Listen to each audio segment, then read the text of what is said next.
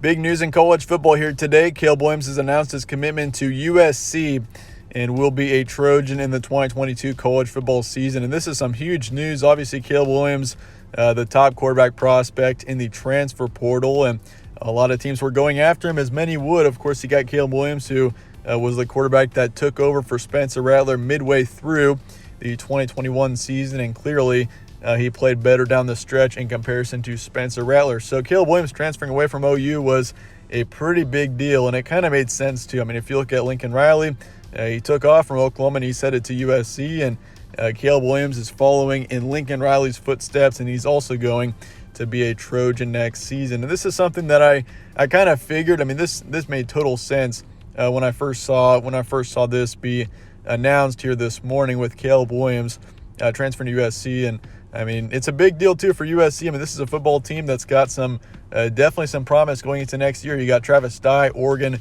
running back transfers coming in. He is a excellent running back. So I mean, that's going to be a huge addition for USC. And you got a top-tier head coach in Lincoln Riley, who's had major success with the Sooners. And Caleb Williams, of course, is a quarterback that really showed a lot of potential when he played last season. And he's a pretty young quarterback, so he'll be around for a couple of years here for USC, that is for sure. 2021 stats, looking at him, 1,900 yards, 21 touchdowns, 4 picks, and also roughly a 65% completion rate last season. So, I mean, he played excellent for the Sooners when he did last year, and he had Spencer Rattler, of course, who was the primary starting quarterback to start last season. But, I mean, Spencer Rattler, he's headed to South Carolina, and Caleb Williams, the other quarterback, is now in USC, which is a big deal. So Oklahoma's definitely got a few question marks going into next season.